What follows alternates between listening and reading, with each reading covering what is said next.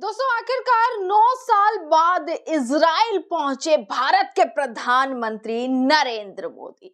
और दोस्तों जब से ये खबर निकल कर आई कि प्रधानमंत्री मोदी जी इजराइल जाने वाले हैं, तब से इसका विरोध शुरू हो गया। लोगों के मन में एक से एक सवाल कि आखिरकार प्रधानमंत्री के इजराइल जाने के पीछे क्या बड़ा राज हो सकता है, क्या बड़ी बातें हो सकती हैं, क्योंकि प्रधानमंत्री मोदी जानते हैं कि किस तरीके से एक तरफ अमेरिका ईरान पर हमला करने के लिए पूरे तरीके से तैयार है, और उस बीच मोदी जी का इजराइल जाना, वो भी 9 साल बाद यानी 2017 के बाद, आखिरकार किस और इशारा कर रहा है कि क्या कुछ बड़ा होने वाला है। मोदी जी इजराइल गए हैं, आज संसद में बातचीत करने वाले हैं, संसद को संबोधन देने वाले हैं। पर दोस्तों दूसरी तरफ देखेंगे कि सुबह नरेंद्र मोदी रवाना हुए इजराइल के लिए। वो खबर मैंने आपको दिखाई थी, तस्वीरें मैंने आपको दिखाई थी। दोस्तों दूसरी तरफ जिस तरीके से बोला गया कि भाई इतनी तैयारियां चल रही हैं, इजराइल से वीडियोस निकल कर आ रही थी कि वहां मोदी जी के स्वागत के लिए खूब बढ़िया तैयारियां चल रही हैं। ऐसा लग रहा था बहुत ही भव्य स्वागत होने वाला है, जैसे मोदी जी करते हैं स्वागत, वैसा ही कुछ स्वागत होने वाला है, कुछ प्रोग्राम होने वाला है, कुछ इस तरीके से फूल भी बरसेंगे। ऐसा लग रहा था कि ये सब चीजें होने वाली हैं। पर जब खबर आई, जब वीडियो निकल कर आई कि नरेंद्र मोदी जैसे ही इजराइल उतरते हैं तो किस तरीके से उनका स्वागत तो होता है, पर जैसा अंदाजा लगाया जा रहा था, जो लगातार बोला जा रहा था, पूरा आईटी सेल लगा हुआ था, वैसा कुछ भी देखने के लिए नहीं मिला। दूसरी तरफ आखिरकार क्या ऐसे पर्दे के पीछे कौन सी ऐसी बातें, क्या हो सकता है। दोस्तों अंदाजा लगाया जा रहा है कि अगले 48 घंटे मतलब सबकी नजर है, अमेरिका पर सबकी नजर, ईरान पर सबकी नजर, इजराइल पर सबकी नजर, और साथ ही नरेंद्र मोदी का ये इजराइल दौरा, वो भी इसी समय पर 9 साल बाद आखिरकार क्यों हुआ, इस पर पूरे तरीके से नजर सबकी लगी हुई है। वहीं पवन खेड़ा जो है, कांग्रेस के अलग अलग तथ्य दोस्तों सामने आते हैं, तमाम बातें आती हैं, पूरे फैक्ट के साथ कांग्रेस जो है वो प्रेस कॉन्फ्रेंस करती हुई नजर आती है। ऐसे ही पवन खेड़ा ने कांग्रेस की तरफ से आज प्रेस कॉन्फ्रेंस करी, जिसमें उन्होंने एक एक चीज, एक एक डेटा निकाल कर दिया है कि प्रधानमंत्री इजराइल जा रहे हैं, प्रधानमंत्री के इजराइल जाने के पीछे क्या कारण हो सकते हैं, पहले वो 17 में इजराइल गए थे तब क्या हुआ था, अभी क्या मामला पूरा का पूरा चलता हुआ नजर आ रहा है। क्योंकि एक तरफ अमेरिका पूरे तरीके से हमला करने के लिए जहां पर पूरा तैयार बैठा है, एक समय जो दिया गया था अमेरिका की तरफ से, वो समय नजदीक आ गया है। उस बीच नरेंद्र मोदी का इजराइल जाना किस ओर, ये इशारा किस ओर कर रहा है, क्या कुछ बहुत बड़ा होने वाला है, क्या कुछ घटना घटेगी या कुछ ऐसा होगा, ये सारी चीजें जो है अब खुलकर सामने आने वाली है। एक बार अब पवन खेड़ा की ये प्रेस कॉन्फ्रेंस सुनिए। ये आपने पोस्टर देखा, कैसा लगा? ठीक लगा?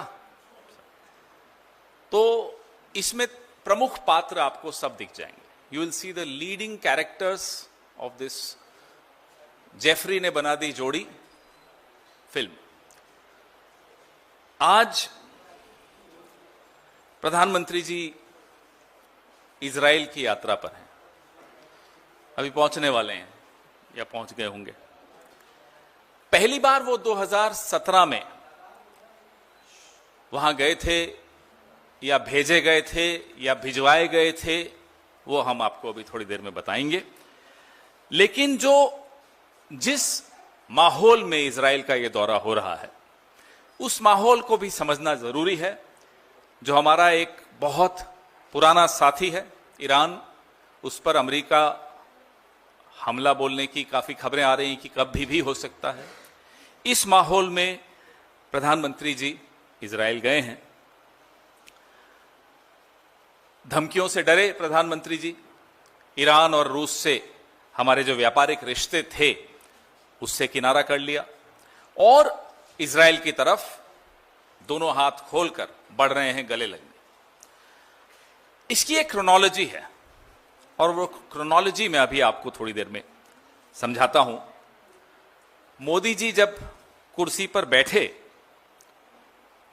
ही ये क्रोनोलॉजी शुरू हो गई, अमेरिका में शुरू हुई। उसके भी पात्र यहां कुछ दिख रहे हैं सामने आपको स्क्रीन पर।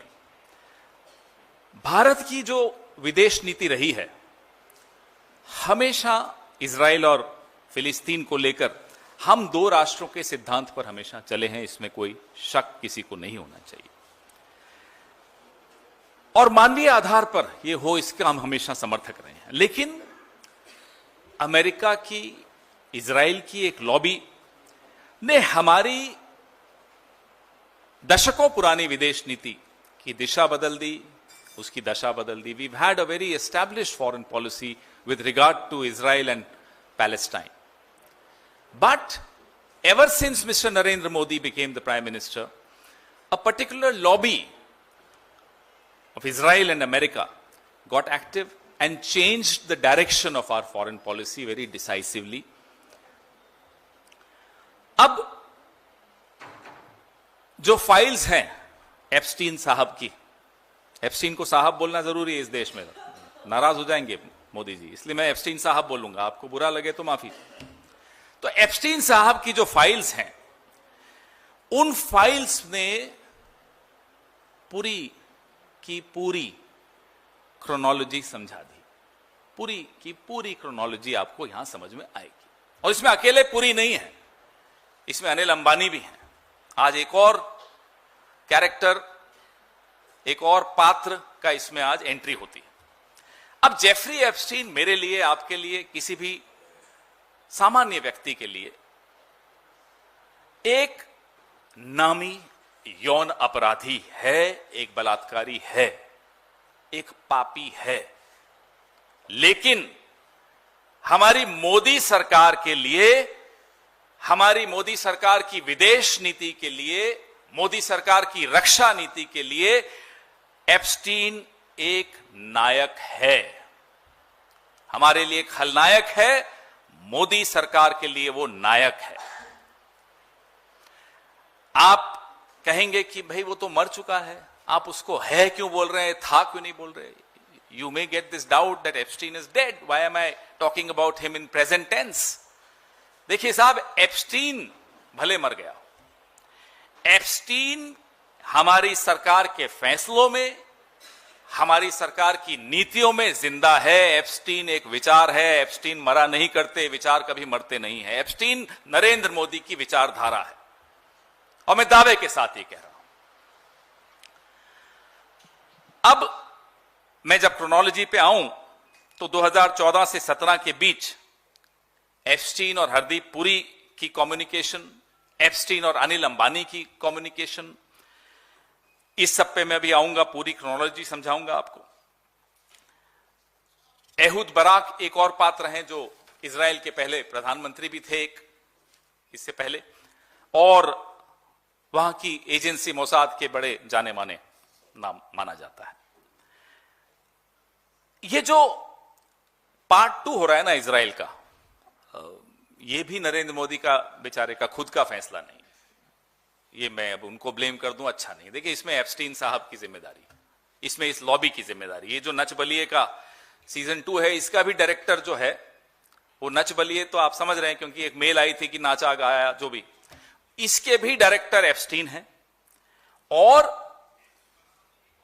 जो पिछले दिनों ट्रेड डील में हमने जल्दबाजी में सरेंडर किया, ये सब उसी कड़ी का हिस्सा है। मोदी जी जानते हैं कि एप्स्टीन की जो आंच है उन तक भी आ सकती है। पुरी, हरदीप पुरी सिर्फ एक प्यादा है।